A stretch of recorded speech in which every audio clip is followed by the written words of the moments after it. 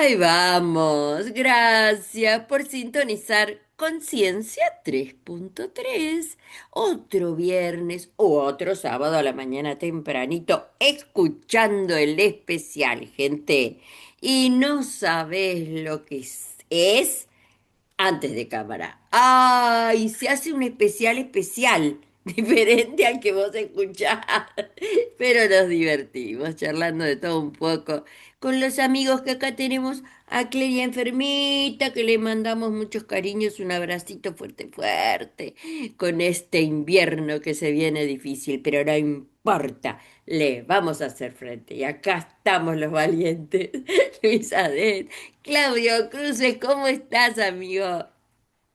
Buen día, contento. La verdad que estoy contentísimo de que en pleno junio pueda haber un programa radial donde no se hable de fútbol. Ah, uy, sonamos, porque yo iba a hablar de fútbol, después te cuento por qué. Hola, Liliana Dulbeco. Hola, ¿qué tal? ¿Cómo están? Buenos días.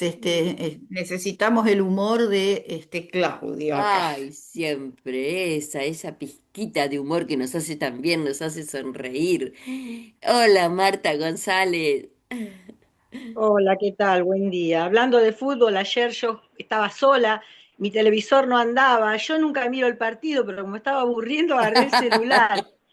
Yo veía unas camisetas celestes que corrían de un lado para otro, pero no sabía quién era quién. Sí, y yo que tengo una televisión de las de antes, Martita, de con la pantalla chiquita es, y la tengo arriba de un mueble, así que yo veo nada más hormiguitas de diferentes colores, Claro, pero yo veía eso. sí, y el Era marcador, como ¿no? una El radio, marcador. Mm. como una Luisa, Ahora, radio si la que ves, tiene dos. tenés cuidado cuando juegue Escocia, no mires, porque vas a ver cosas feas. Ah, ¿qué van escúchame, a jugar? ¿Van a yo, jugar con pollera? claro, les confieso algo. Que mientras miraba este partido, ahora le vamos a hacer la contra a Claudio Cruce que dijo que no vamos a hablar de fútbol, yo sentía algo dentro mío, no sé si era lo mismo que sentían ustedes, pero yo me decía, ay Señor, si este mundial está arreglado, ¿cuánto lo vamos a tener que pagar? Ya lo estamos pagando. Sinceramente, pensaba eso, porque hoy en día la verdad que... Nos estamos vendiendo al mejor postor. Bueno, tema de Mientras no estén conversación. arruinadas las elecciones del 2027, que ahí sí va a ser grave. Ay, Dios. Buah. Hay que estar preparados para el fraude. Hay que estar preparados, sí. Sí, sí, sí. En Bueno, Colombia, para todas en estas Colombia, cuestiones, vos sintonizá la rueda, che. Sintonizá la rueda los Viene de domingos, cajón. 18 horas. Que no te vas a perder nada de la actualidad nacional e internacional. Tema Bolivia, por favor. Pobres hermanos. Buah. Pero ¿de qué vamos a charlar hoy? Yo decía, ¿no? ¿De qué vamos a charlar? Bueno, cada uno tiene un tema especial. Claudio, hoy me decías algo sobre el Día del Padre, así que ahí cuando terminemos de conversar con Emilio Cruces o con Marlene, que Claudio nos va a contar esto que me decías del Día del Padre. ¿Cómo es eso, No, Claudio? no, no, no del Día del Padre, del Día del Sol, Ah, mira. porque nuestros pueblos originarios, entre el 21 y el 23 de junio, que es el día donde empieza el invierno. Todos sabemos lo que sucede en invierno, que los días se acortan, ¿no? Los días cada vez más cortos, y cuando comienza el invierno, los días empiezan a alargar un poquito, ¿no? Así que, como en la concepción andina no existe lo repetitivo, sino que todo puede pasar constantemente, eso después lo retomarán los filósofos, algunos filósofos modernos que dicen que no se puede planificar nada que dos veces salga igual, ¿no? mm, Ellos ven a contarse los días y llega el día de piden a India y le piden al sol que se vaya para siempre, que parece que va cortando y va a llegar la noche. Así que hacen esa festividad pidiéndole al sol que empiece a alargarse. Ah, Y bueno, lo consiguen todos, parece ser. claro, y por eso el Eh, invierno. Ay, qué Hacen una pena. festividad del Día del Sol. Claudio, estás bellísimo, pero te vamos a pedir que saques la cámara, porque así te escuchamos mejor, es súper interesante lo que nos estás contando.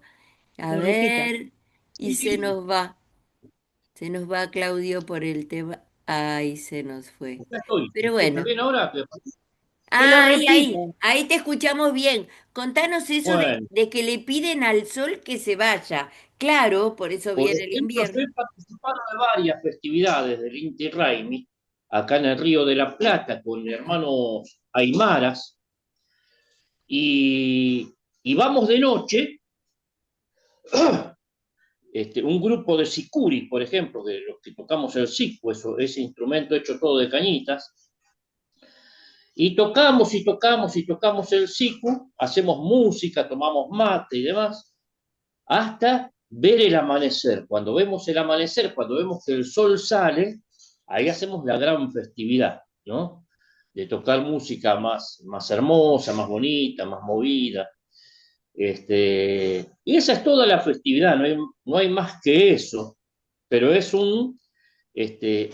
una Navidad, es un año nuevo, digamos, es el año nuevo de los pueblos originarios, que es Ay, un pero un año 23 de junio, Claudio, te pasás toda la noche esperando el sol. 23 de junio. El y 23 es. entre el 21 y el 23, vieron que nosotros, por una cuestión convencional, decimos que todos los 21 viene el 21 de septiembre la primavera, 21, siempre es un Sí, 21, pero en Claro. sí. realidad esa Mm. festividad es entre el 21 y el Y el- 23, que empieza el año nuevo, perdón, la primavera, el verano. Así que Una entre el pregunta, 21 y el 23 es la que se hace la festividad. una Claro. pregunta. Festejan que el sol vuelve, porque en realidad el Y sol se va, vuelve a o sea, crecer, sí, el sol en realidad no se va, pero es como que se va alejando, que se va corriendo el, Claro. el, el meridiano, no el claro, claro, paralelo, claro. paralelo. Se va corriendo, entonces después, al llegar al 21 creo, empieza a correrse de nuevo para acá. O sea que Bueno, es que acá empieza a entramos volver. en la ciencia y necesitaríamos un profe, ¿no? De geografía, astronomía, algo así. Porque para mi percepción, nosotros nos alejamos del sol. ¿Y vos qué pensás que estás Claro, escuchando? bien. Sí, claro que sí, es la Tierra la que se mueve, no el Ah, Sol. bien, bien, porque nos Muy decía bien. que el sol se alejaba. No, No, no, no. no, yo lo cuento como lo cuentan ellos que festejan que el Ah, sol se va o viene, pero no, no, somos nosotros los que nos movemos. bueno, la cuestión que nos queda claro que el invierno estamos lejos del sol y el sol ustedes Sí. vieron que está saliendo, por ejemplo, hoy, mañanita, tempranito que grabamos el especial y no calienta nada, por favor, Pero bueno, Sí, sí, él así. calienta, lo que pasa es que nosotros estamos lejos, ¿no? Y Claro, esta festividad, como todas las festividades de los pueblos originarios de todo el Ajá, mundo, tiene que ver con las festividades de la siembra, la cosecha, ¿no? claro, Y relacionada con eso. Entonces, bueno, el sol empieza a venir cada vez más tiempo, todos los días, hasta llegar el claro, momento que vamos a poder sembrar, ¿no? claro. Ahí mira. está la cuestión, lo bonito Qué de la festividad. importante la conexión con la naturaleza y con la tierra, ¿no? Y que hay movimientos que están desestimando eso. Qué terrible. Ay, ay, ay. Claro, bueno, esto es interesante porque tiene que ver con el Dios de Spinoza, ¿no? En el siglo XVI, Spinoza, un judío, fue excomulgado, no sé cómo dirán los judíos, excomulgado, expulsado de Ujú. su comunidad por decir que Dios no es que no exista, sino no es el Dios que nosotros consideramos. Ah, Mm. sí. ¿Y qué quiso decir con eso? ¿Qué quiso decir? Hola. No, que Ah, Dios está presente en todo, que Dios es el sol es Dios, que Claro, se corta un nosotros poquito la somos comunicación con parte de ese. Claudio. No Repetilo, please, trata repetilo. de que el sol es Dios, ¿no? El sol forma parte Bueno, se nos corta un de poquito la comunicación con Claudio se nos Cruces, pero bueno, conecte este a después hablarle. nos va a Bueno, explicar. Yo lo después que seguimos. quería preguntarte, Claudio, no sé, está tan interesante lo que nos decís, pero lástima del internet. Si en todos los países se, se celebra de esta manera y acá en Buenos Aires nos decías que se juntan, que en qué lugar nos dijiste en un lugar, eh, digamos, natural, en una plaza. En Bueno, el Río de la Plata, en Vicente López. ah, mira. ¿Y ya se hizo? ¿Ya se hizo en estos días? Hizo el domingo Seguramente, claro. Seguramente a sí, las porque 8 lo de la mañana, dijiste. en la amanecí. Ajá. Y Bien. lo que preguntaba si en todo el mundo se hace con diferentes características, sí se hace. Recordemos que el 25 recordamos el nacimiento de Jesús, Bueno, mira, lo vas a es tener que el día del escribir en sol el nacido. chat, porque no, se te corta un montón. Qué lástima. Bueno, Bueno, veamos para una. nuestras formas, el 21 de junio comienza el invierno en el hemisferio sur y el verano en el hemisferio norte. Así es. Así que creo entender que el sol se aleja Ujú. hasta el 21 de septiembre, que, bueno, empieza la primavera en el hemisferio sur, ¿no? Bien, bien. Bueno, primer tema de conversación muy lindo, muy interesante. Lástima que Claudio lo escuchamos un poco entrecortado. La idea de hoy era retrotraernos en el tiempo y ver esto del 23 de junio, ¿no? ¿Qué nos trajo? ¿Qué eventos nos trajo que quedaron plasmados en la historia, tal vez por el sufrimiento, como fue, yo preparé un pequeño informe, espero que les guste, bueno, bastante triste, sobre el tema de la Puerta 12 del Estadio Monumental de River Plate. En el año 68 fue, hace Mm, 58 años exactamente. Fue una estamos tragedia, en cuarto año. fue una tragedia, claro, fue una tragedia donde murieron más de 71 personas, ¿no? Eh, y bueno, hubo sospechas y siguen habiendo sospechas, se siguen haciendo investigaciones sobre esta tragedia de la Puerta 12, sobre la actuación de la Policía Federal y el Club Atlético River Plate. Eh, Ahí se dijo que las causas y responsabilidades de la avalancha humana, que eso fue, nunca fueron adecuadamente establecidas. Y el hecho adquirió la característica de un tabú y no fue recordado oficialmente, ni por Boca ni por River, durante décadas. Recién en 2008, estábamos hablando del suceso de 1968, ¿eh?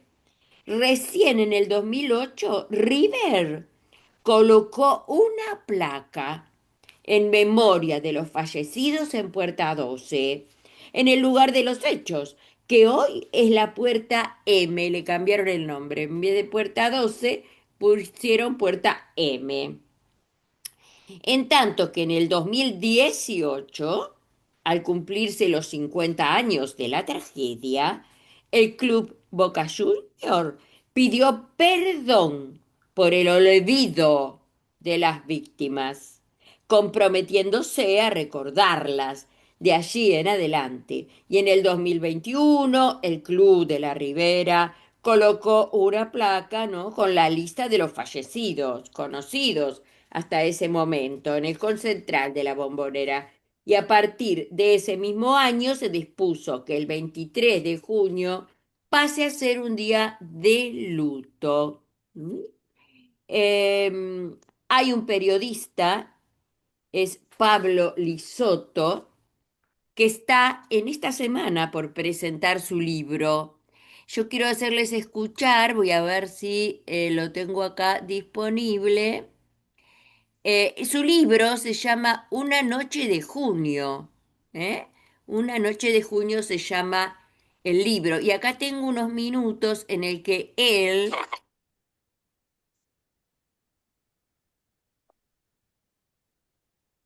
Contanos qué es una tarde de junio.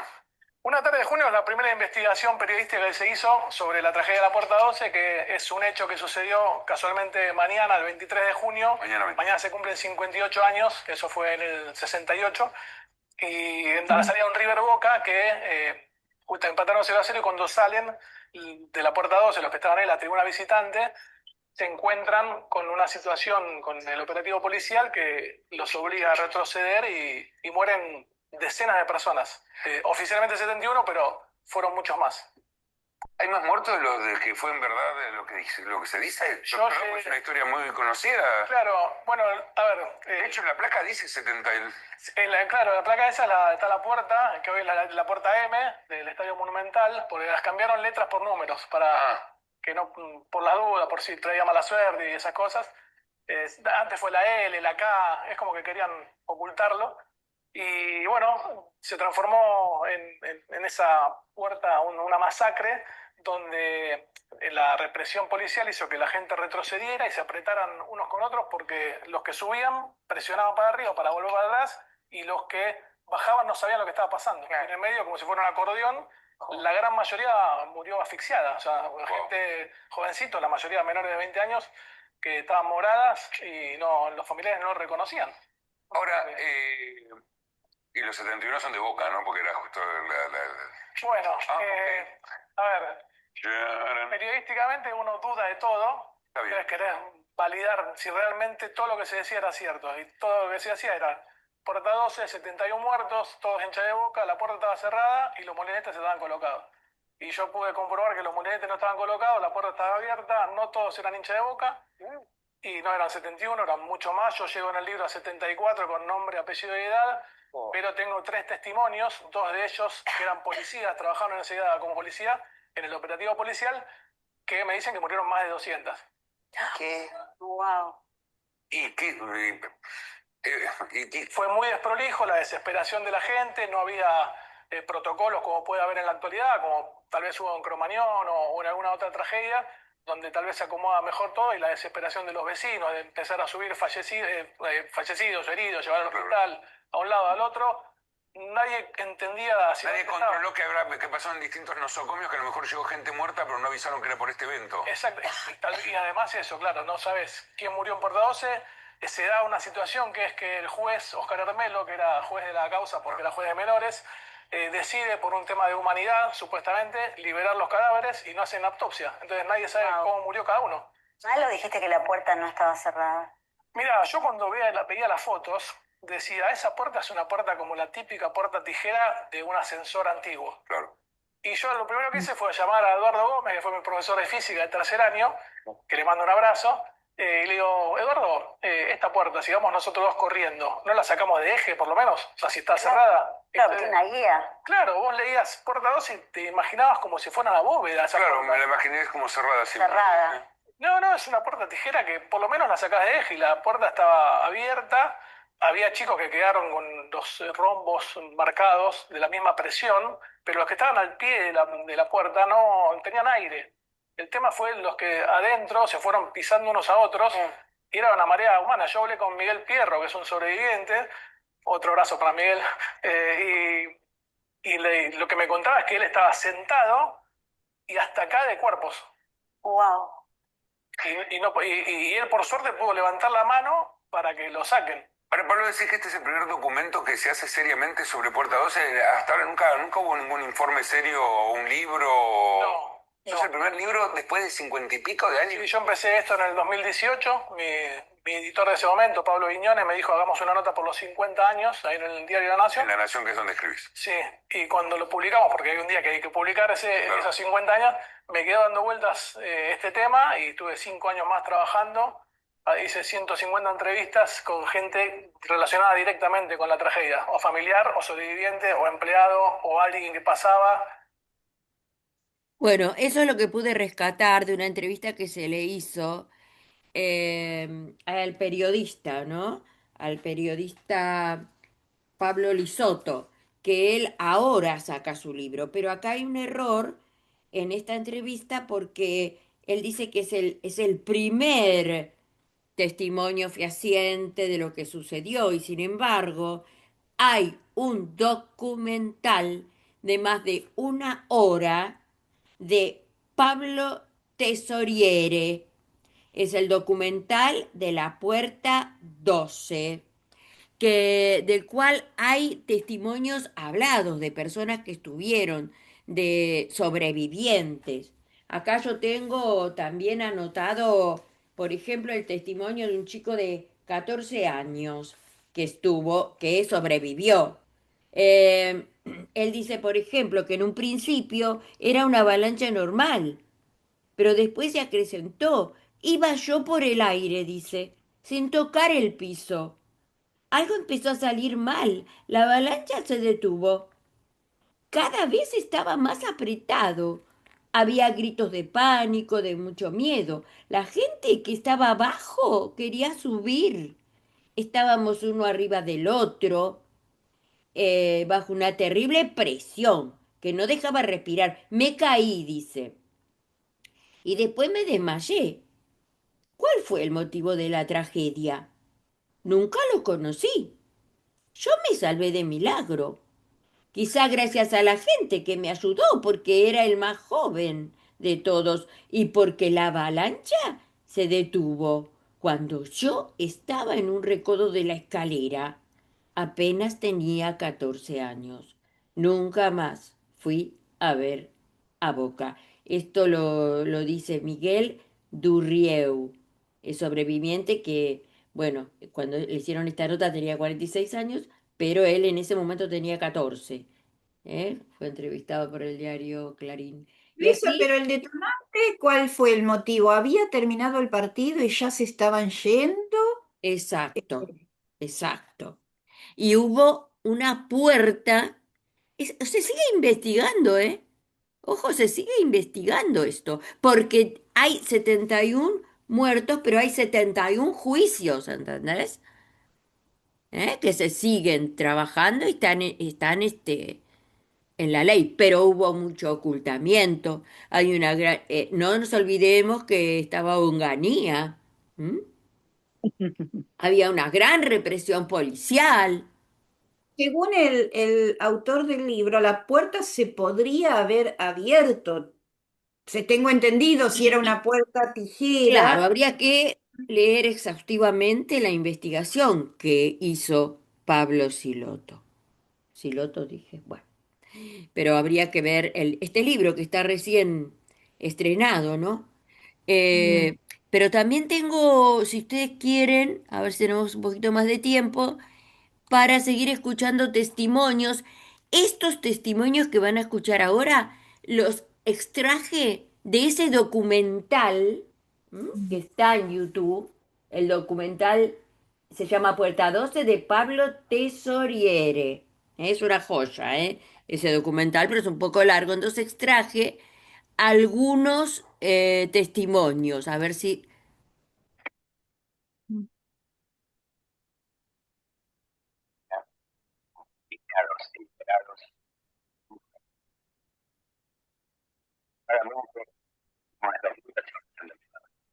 No se escucha, Luisa. Haciendo una doble fila. Nosotros seguimos acreditando Ahí la voy. magnitud, la increíble magnitud de este drama.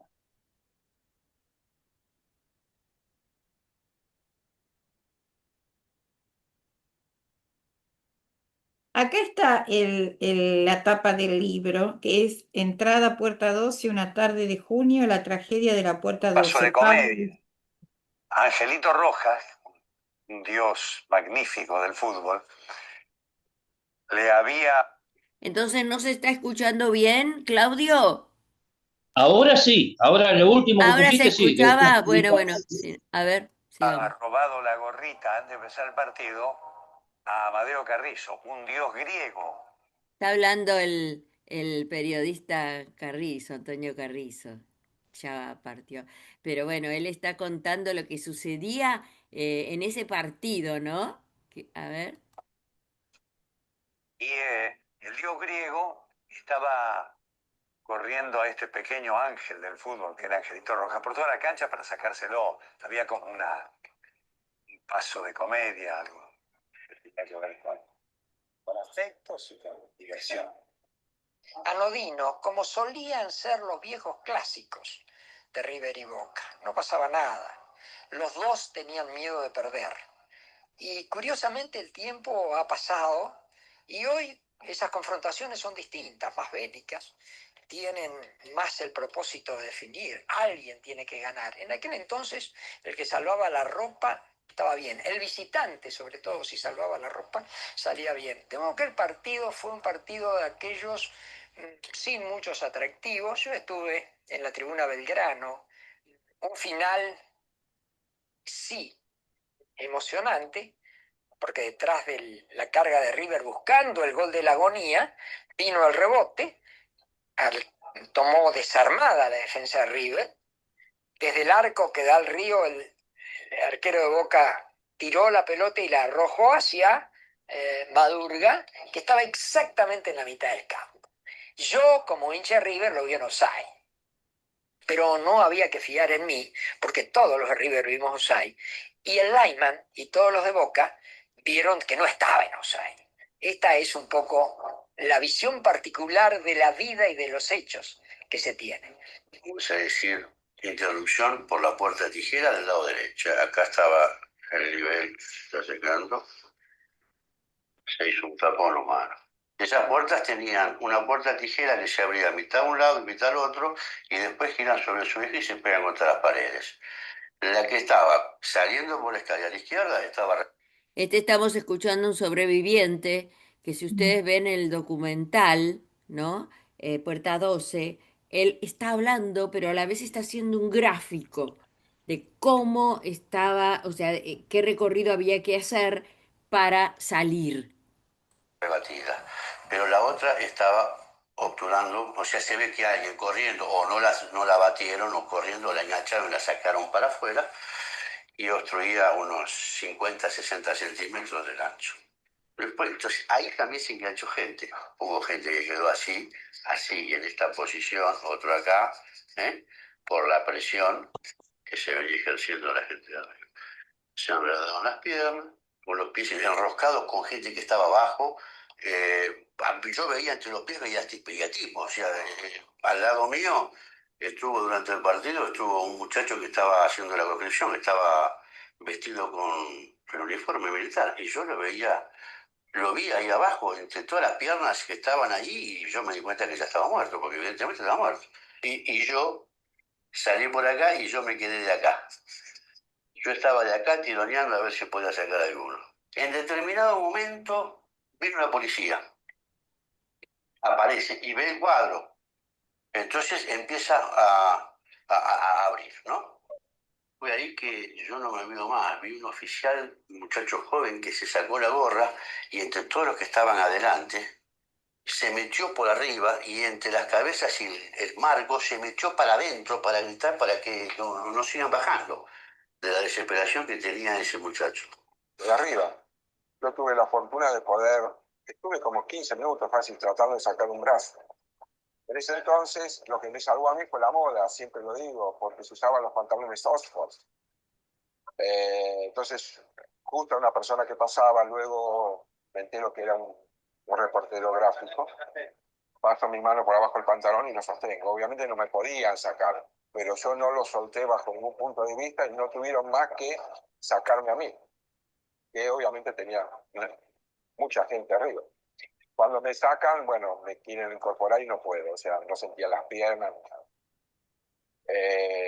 Obviamente que continuó, no sé cuánto tiempo más sacando gente.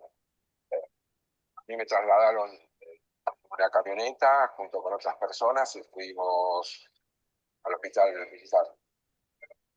Pero de asfixia tuve y una lesión.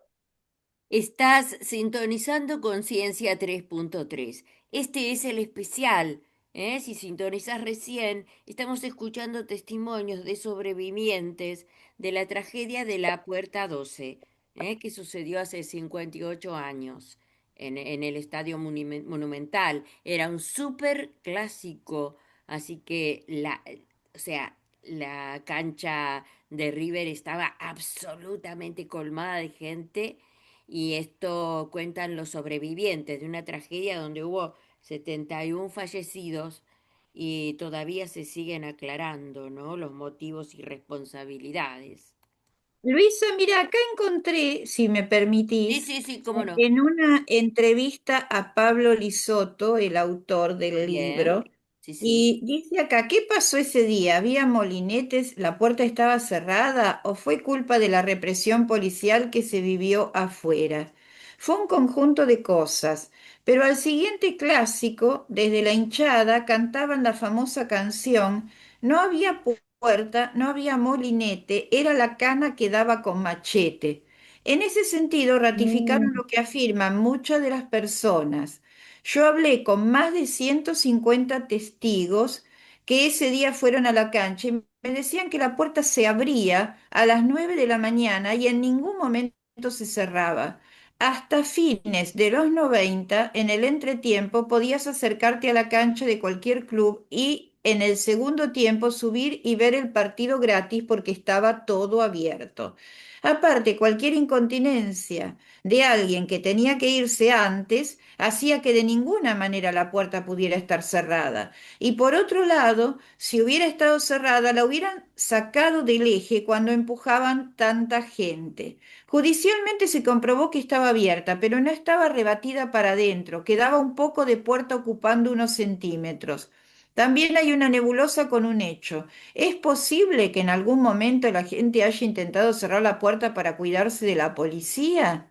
Muchos familiares cuentan que cuando fueron a revisar los cuerpos, muchos tenían marcado en la cara el rombo de la puerta tijera, con lo cual seguramente una parte de la puerta estaba cerrada.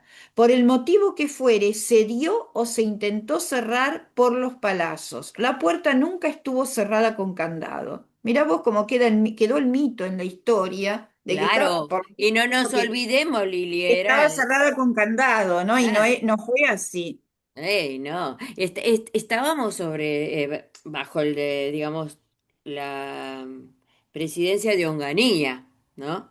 Así que, bueno, Acá sigue un poquito. Los sí, molinetes no sí. estaban, no existían en la zona de plateas, pero la gente que recolectaba los molinetes de la entrada los tiraba al lado de la puerta 12, donde estaba el depósito donde los guardaban. Era una salida muy desprolija. Quienes Ujú, salían por ahí tenían para la derecha un murallón de 2 metros y para la izquierda los molinetes tirados y adelante la policía. No había manera de salir. O vas para atrás o atravesaban la barrera policial esquivando a los efectivos a caballo.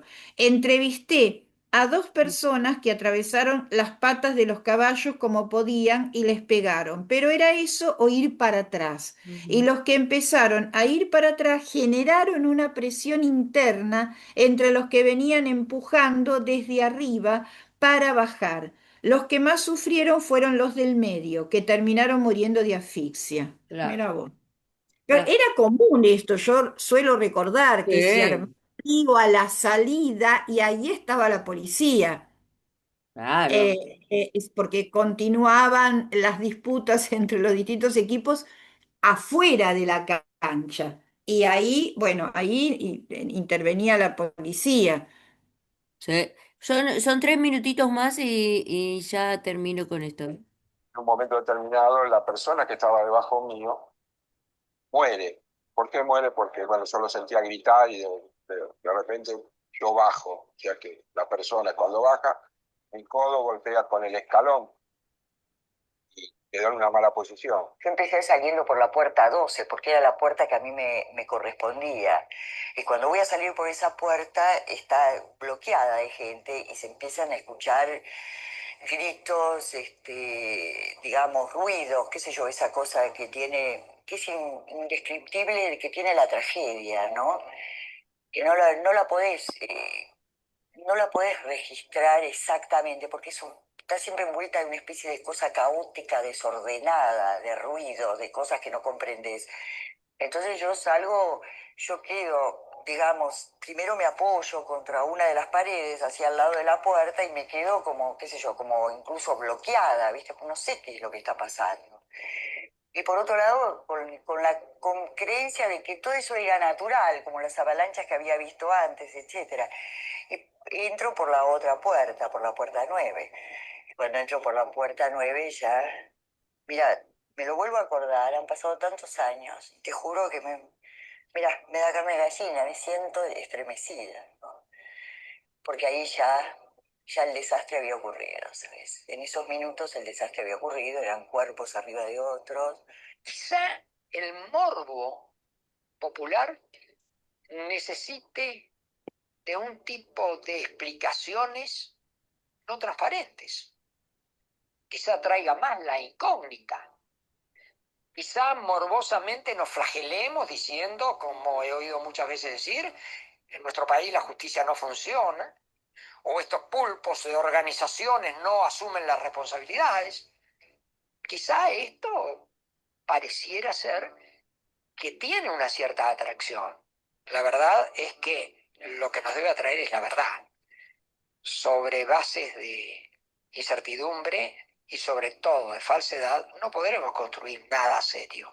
Lo que nos debe atraer es la verdad, sobre bases de incertidumbre y sobre todo de falsedad, no podremos construir nada serio.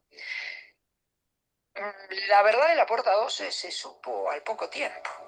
Hubo una sentencia, hubo 70 juicios. Primeramente hubo una sentencia penal. El juzgado penal, en noviembre, el accidente fue en junio, con una vastísima difusión, el juzgado penal, la Cámara Penal, confirmó una sentencia de primera instancia que sobreseyó a las autoridades de River. El presidente de River entonces era Ken, un dirigente ejemplar. William Kent, que ya era consuegro de Vicente Leonidas Sadi, presionando a los heridos para que le firmen en los hospitales, que le firmen no hacer juicios al club a cambio de pagarles los medicamentos y los gastos. Y las explicaciones oficiales muy tristes, tristísimas. Que todos coincidan, todos los estamentos, River, policía, justicia, etcétera, coincidan en una sola versión, pero es imposible. Porque, digamos, River, o Kent, o quien sea, no se va a hacer cargo de que un empleado de River o River tenga la puerta cerrada, una puerta que tiene que estar abierta. Ese es el punto. Entonces, como todo el mundo se saca responsabilidades en lugar de asumirlas, River no se hace cargo de eso. Así es. Fíjense, por eso quería que escuchemos hasta el final esto. Eh, también la investigación dice, ¿no?, que con respecto a la responsabilidad civil, la Asociación de Fútbol Argentino y los clubes afrontaron la misma de manera colectiva, reuniendo un fondo de poco menos de $100.000, que significaban apenas poco más de $1.000 por fallecido. A cambio de cobrar esa cifra, se les exigió a los damnificados que renunciaran a cualquier reclamo judicial. Solo dos damnificados, Nelly Dauneto de Gianoli y Diógenes Úgaro, iniciaron juicio contra River. El fallo condenó al club a raíz de su responsabilidad civil y le ordenó pagar alrededor de $50.000 a cada uno. O sea, todo se tapó con dinero, gente. Bien, eh, 23 de junio, una noche, ¿no? De junio, como dice el libro, y también recomiendo el documental. Esto no se borra, ¿no?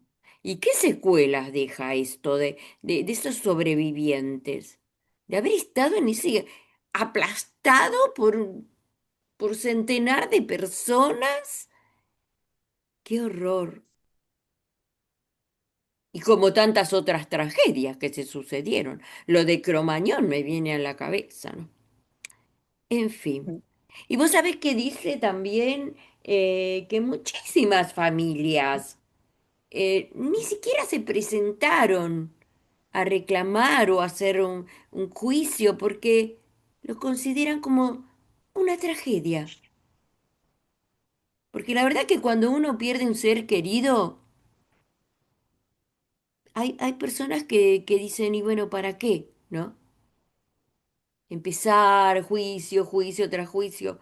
¿Para qué si ya nadie te devuelve a ese ser querido? Pero bueno, así estamos las cosas que sucedieron. ¿Qué más podemos comentar de algo sucedido en la historia un 23 de junio?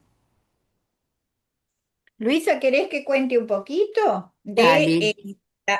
vos me habías comentado que el 23 de junio del año 87 Ujú. salió la ley de obediencia debida y punto final Ah, sí, con sí. el gobierno de Ricardo Alfonsín. Entonces, recordando un poquito cómo fue la cronología de los hechos, bueno, ya hemos hablado mucho de la dictadura militar en este y en otros programas.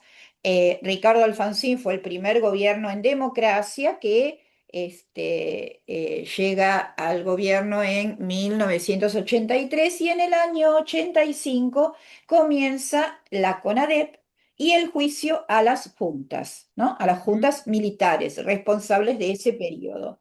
Los organismos de derechos humanos pedían una comisión bicameral. Era eso lo que ellos querían. Pero para no exacerbar mucho a los militares, Alfonsín creó la CONADEP, Ujú. presidida por algunas personalidades, entre ellas Ernesto Sábato. Luego hubo un levantamiento cara pintada, estaba a cargo de Zeneildín, que eran los mandos más bajos del ejército, los que, entre comillas, respondían a órdenes, porque habían sido juzgadas las juntas y se iba a seguir hacia abajo, hacia los responsables, bueno, de los asesinatos, secuestros, torturas, robos de bebé, hacia los grados menores en las Fuerzas Armadas. Motivo de eso, Alfonsín negocia y saca las leyes de obediencia debida y punto final. Obediencia debida quiere decir que los grados inferiores de las Fuerzas Armadas obedecían órdenes, por lo tanto no podían ser juzgadas, y punto final que se termina con los juicios, que se llega hasta ahí. Ahora, ¿cómo sigue esta historia? Menem también deroga estas leyes, pero de allí en adelante, o sea que todo lo que es retroactivo hacia atrás no se puede juzgar, o sea, no sirve para nada. Esto en caso de que hubiera habido una nueva dictadura o nuevos hechos de este estilo. Y finalmente, Kirchner en el año 2003 anula, la palabra legal es anular las leyes de obediencia debida y punto final, de modo tal que vuelven otra vez los juicios que aún continúan. Los juicios están realizándose y llevándose a cabo aún. O sea, ha sido la historia de las idas y vueltas con la gran lucha de los organismos de derechos humanos Así es. para poder juzgar a los responsables de los delitos de lesa humanidad durante la dictadura militar. Y un 23 de agosto tenemos en el año 87 estas leyes, ¿no? Que son nefastas, de obediencia debida y punto final, que por suerte hoy día no están. ¿Mm? Claro, Lili, gracias por traer esto. Y yo tengo en mi mano el libro y le vamos a mandar un cariño muy importante a nuestro querido locutor de Chesur, Abelino, que se encuentra bastante delicado. Le mandamos un saludo y quiero, en nombre de él, que estuvo preso en esta época de la dictadura, lamentable época de la historia argentina, ¿no? Y, y que pudo eh, poner en un libro toda su experiencia. Este libro, ya que Lili trajo el tema, este libro se llama No nos pudieron. Y vos sabés que Abelino lo escribió junto con otros compañeros que estuvieron detenidos en diferentes cárceles de Argentina. Ellos en su mayoría eran de Mendoza en aquel entonces, en la época de la dictadura. Y estos que se transformaron en autores de este libro son Ricardo D'Amico, Guido Actis, Avelino, Reinaldo Puebla, Daniel Pina, Luis Ocaña, Daniel Ubertone y Pedro Torres, que les mandamos un abrazo a todos. Y esta obra, que está totalmente agotada, siempre que hablo con ellos, me dicen, tenemos que juntar dinero para hacer otra edición de No nos pudieron. Cuenta los testimonios, ¿no? Y también hay una parte eh, que habla del juicio, ¿eh? Del juicio también, cómo lo vivieron, qué vivencias, ellos y sus familiares.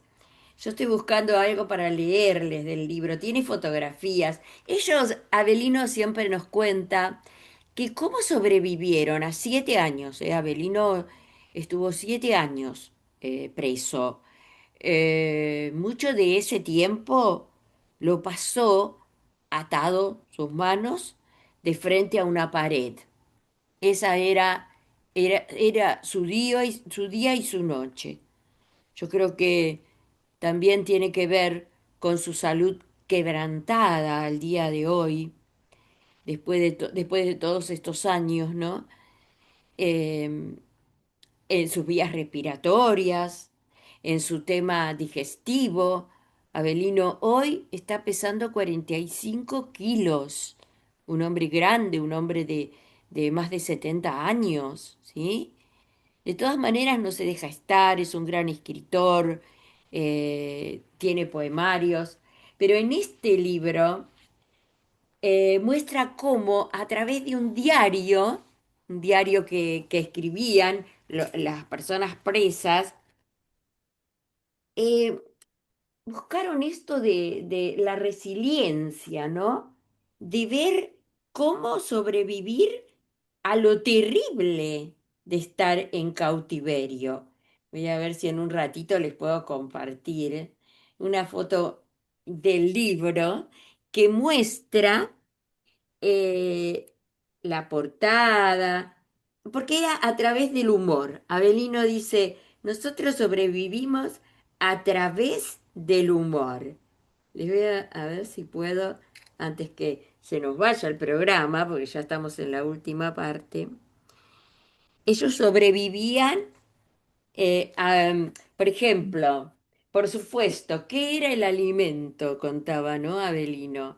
Era un tazón de agua sucia, que le llamaban caldo, con a lo mejor uno o dos fideos moñitos. Entonces, su revista humorística eh, la llamaban así, el fideo moñito. Ahí estoy cargando una fotografía para que vean. Muchos de nosotros tenemos el libro, ¿no? Pero bueno, voy a dejar de compartir para buscar esta imagen, que esto también nos enseña siempre Claudio con su humor, ¿no? Bueno, estos compañeros que estuvieron presos durante la dictadura militar, eh, fíjense, ahí voy, ¿eh? Disculpe Luisa, que... Sí, mientras buscas, quería decirte algo. sí. Sería bueno que en algún programa busque, le pidas a Belino, porque él hizo una poesía y me la trajo a mí para que le ponga música de candombe. Uy, ¿la Así tenés que tiene una ahí? canción que se llama No nos pudieron, y el estribillo dice No nos pudieron ni nos podrán. Claro, Es no, una no. un lindo candombe, digamos. La poesía es muy, muy linda. Bueno, disculpen esta foto desprolija, pero si estás en YouTube vas a ver mi mate ahí todo. Pero bueno, yo quería mostrarles cómo, fíjense, porque Avelino también es un gran dibujante. Él, en la época que lo detienen, era muy jovencito. Todos rondaban 18 años, 20, 25, más no. ¿Entienden? Algunos estudiantes. Abelino era fileteador, fileteador. ¿M? Pero claro, en sus mensajes tal vez era activista, por supuesto, y bueno, esto fue lo que lo llevó, pero no había causa, porque los apresaban en la calle y los llevaban y nadie les decía por qué. Abelino cuenta que cuando sale le dicen, está en libertad. Sale Abelino y en el papel no decía la causa, estaba vacía la causa y se pasó 7 años ahí adentro. Pero miren esas caricaturas, esos dibujos que estás en YouTube, hechos por Abelino, y acá está el fideo moñito, ¿ven? El fideo moñito. Era la revista que los ayudó, ¿no? Mediante el humor a sobrellevar ese episodio tan oscuro de su existencia que deja secuelas. ¿Mm? Bueno, ya ay, se nos está terminando. Entonces, pero ¿tenés ahí la canción, Claudio? Bueno, para la próxima te la debemos.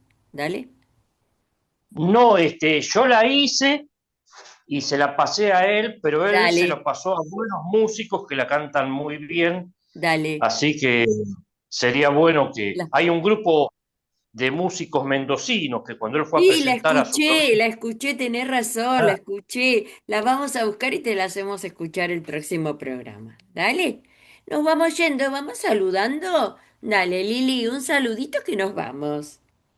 Bueno, será hasta la próxima. Muy interesante todos los temas que hemos ido saltando. Claro, pero eso es lo que hace dinámico. A mí me encanta. Porque esto pasa cuando se juntan amigos a charlar. Nada más que nos falta sentarnos ahí alrededor de una mesa en un barcito de Buenos Aires con un cafecito cada uno y ponernos a charlar. Pero bueno, nos imaginamos que estamos así. Dale, Martita, saludo, mi amor.